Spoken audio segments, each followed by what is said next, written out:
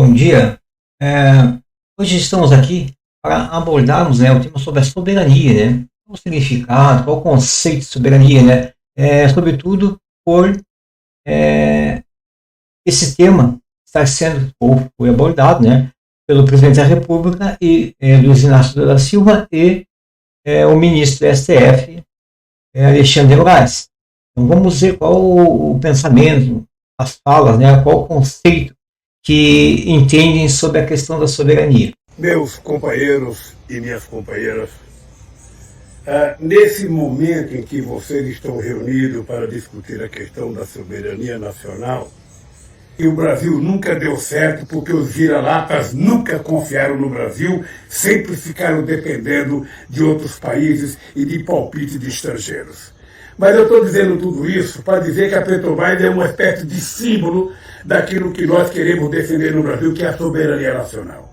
Soberania não significa apenas defender a Petrobras ou defender o BNDES. Soberania significa defender a nossa fronteira seca, a nossa fronteira marítima, o nosso espaço aéreo, a nossa floresta. Defesa da Constituição brasileira e pela soberania do Brasil, pela independência do Poder Judiciário e pela cidadania de todos os brasileiros e brasileiras, pois deixamos de ser colônia em 7 de setembro de 1822. Bom, pessoal, mediante as falas que foram ouvidas e vistas aqui pelas imagens, né, nós pegamos lá um trecho de uma lei, né, um conceito, né, sobre soberania popular e sobre a soberania do país, né. No caso, essa aqui é só sobre a soberania popular. A soberania do país é aquela que não aceita intervenções das nações, né, nas ações internas dentro do país. Que, na Lei 9.709, que está regulamentando o artigo 14, né, da Constituição Federal, os incisos 1, 2 e 3, relata a questão, vamos aqui, artigo 1º dessa lei: soberania popular é exercida por sufrágio universal e pelo voto direto e secreto, com o valor igual para todos, nos termos desta lei e das normas constitucionais pertinentes mediante a plebiscito, referendo e iniciativa popular, ou seja, além do voto, pode ser feito plebiscito, referendo e iniciativa popular. Aí, qual caso, cada caso a caso, que pode ser feito? O plebiscito e referendo são consultas formuladas ao povo para que delibere sobre matéria de acentuada relevância da natureza constitucional, legislativa ou administrativa. O plebiscito já é a convocação com anterioridade ao ato legislativo, ou a legislação, né, votação no Congresso, né, ou um decreto lá por parte do Presidente da República, administrativo, cabendo ao povo, pelo povo, aprovar ou denegar o que ele tenha sido submetido. O referendo já é convocado posteriormente ao ato legislativo ou ato administrativo, cumprindo ao povo respectiva ratificação ou rejeição. Às vezes. Aí aqui estamos aqui, ó. O governo Lula vende mais de 450 mil hectares de floresta para a China. Isso aí é de interesse, é que não deveria ser feito também ser feito aqui, ó, vamos de novo lá, tela aqui, ó, ser feito um plebiscito, referendo, porque eles estão vendendo território nacional. Estão vendendo território nacional, tá?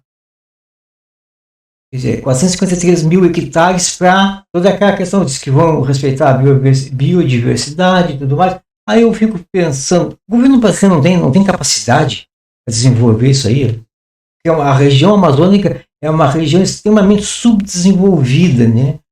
Rica, com potencial enorme, mas subdesenvolvida. Agora, vou colocar aqui, porque é necessário o relato de Aldo Rebelo na CPI das ONGs que ocorreu em 2023. Vamos lá. É que me surpreende negativamente a situação que eu percebi. A Amazônia hoje, principalmente aquela Amazônia profunda, o crime organizado, que é o segundo estado paralelo, e o outro, que é o mais importante, o mais forte, o mais dominador, que é o estado paralelo das ONGs, governando a Amazônia de fato, e governando com o auxílio do Estado formal brasileiro, com o auxílio do Ministério Público Federal, com o auxílio da Polícia Federal, com o auxílio do IBAMA, da FUNAI, desse ministério que criaram agora, das populações ou dos povos indígenas, esse consórcio de agências do Estado brasileiro a serviço desses interesses. E por que não é fácil de enfrentar? Porque eles nem precisam estar lá, porque eles governam de dentro. De dentro. Esse Sistema Nacional de Unidade de Conservação, isso é criação de uma agência americana, assumida pelo Estado brasileiro. Temos aqui um livro denominado Máfia Verde. E nele tem vários relatos aqui. Então já lá, antes dessa CPI, que vocês viram que é o Aldo Rebelo dando seu testemunho, em 2001 já houve uma CPI. Tá? Então, tanto é que vou colocar aqui em um subtítulo: ONGs no governo, a República Ambientalista. Então, aqui nos é relatado, aqui, pelo jornalista Lourenço Carrasco, né? A Máfia Verde, o livro Máfia Verde.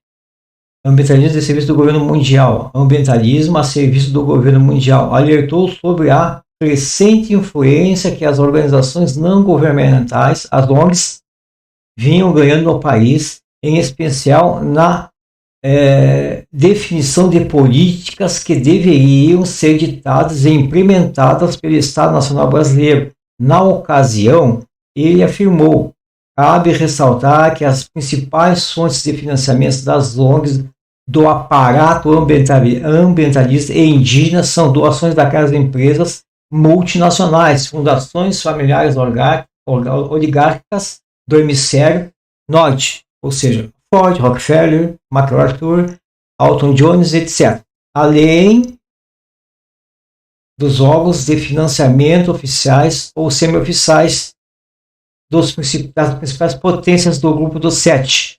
Então, essa agência que o Aldo falou, a USAID, até recentemente, eu acho que vários de vocês escutaram, ouviram na internet, que o governo Trump cortou financiamento, porque é uma agência que seria para ajuda humanitária, só que eles usam para fazer interferência, se pega esse dinheiro, fazem interferência nos governos, tá?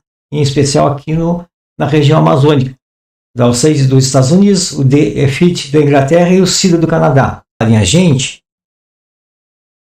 pergunta-se: a senhora Marina ela é uma agente dessa ONG? Porque se o ministro Aldo Rebelo, ex-ministro Aldo Rebelo, relatou que não precisa nem gente fora, porque tem gente do próprio Estado lá, então agentes do próprio Estado servindo para quê? Para implementar uma agenda de governo paralelo de interesses de países desenvolvidos. Canadá, Estados Unidos, Inglaterra, própria França também, e como nós vimos ali, a China. Então entrega um país. Aí eu pergunto para o senhor Luiz Inácio da Silva: que soberania é essa, senhor Luiz Inácio da Silva? Porque o senhor entrou no governo em 2003, no seu primeiro mandato. Então a região totalmente está nas mãos de governo paralelo pelas ONGs. Então, aqui, exclusivo isso aqui, esse jornal que não é de agora, é 2023, tá? Mas isso aí continua, tá? Então a gente está vendo aqui, ó, que o George Soros, ele despejou 107 milhões, né? Que tem inúmeras ONGs lá na região amazônica. Para quê? Para obedecer uma pauta internacional. O subdesenvolvimento, imagina, tem uma ministra que já não é a primeira vez, né? Porque ela trabalhou como ministra do Meio Ambiente também, lá no primeiro mandato do Lula. A estrada, 30 anos, e na questão da estrada, tá? Aí imagine na questão da lá, que ficam demonizando a agropecuária, o agronegócio. Ficam demonizando. Aí inclui engraçado, né? Que agora para liberar para a China, pode. Né? Então assim, ó, onde que vai esse dinheiro do Jorge Soros? Quem é que tá? O que essas ONGs fazem? Porque a gente observa na televisão queimada, né? A região subdesenvolvida ataca um agronegócio. Até eu entendo e compreendo que a gente tem que ter um controle, né, ambiental, e se entende que a dona Marina Silva esteja encabeçando, junto com o apoio do senhor Luiz Inácio Lula da Silva. Aí ele vem falar em soberania. Que soberania, senhor Luiz? Soberania que o país tem é 1000 vezes o senhor ter ficado quieto, não falar em soberania, para não estar passando por vexame. Então, assim, aí eu fico perguntando aqui, ó. A dona Marina Silva, ela tá, desde o governo Lula, o primeiro mandato foi em 2003, né? Quer dizer, 2003 a 2025, são 22 anos. Teve cortado aí pelo mandato do Bolsonaro, que foi 4, mas somando 3 mandatos do Lula. Tá? 12 mais 4 da Dilma, dá 16, mais 17, 18 anos do PT. Eles não conseguiram liberar. Quer dizer, aí eu faço uma pergunta. Em quanto tempo que eles conseguiram liberar essa venda das terras para a China? Será que, engraçado, né? Para fazer o asfaltamento da estrada, tá? A pavimentação, 30 anos não liberaram ainda.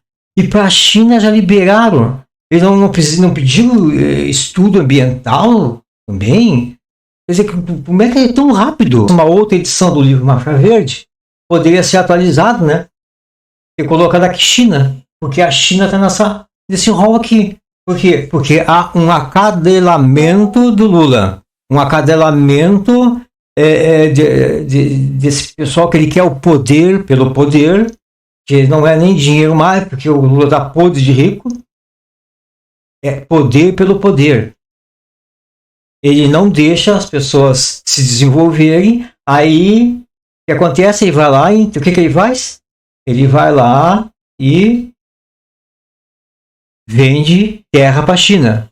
A terra para a China rapidinho liberaram. Pode ver essa matéria aqui é do dia 24/5 desse ano, tá? Então, quer dizer, para vender para a China é rapidinho. Ele não poderia ter passado essa pauta de venda das terras em um plebiscito, um referendo ou uma iniciativa popular? Ele poderia. Isso é popular não, mas referendo e plebiscito. Ele poderia. Sim, é uma região importantíssima para isso. 59% do país está lá. Uma região intocável, cheia de riquezas naturais, minérios, uma terra fértil. Mas não, ele foi lá e vendeu. Por quê?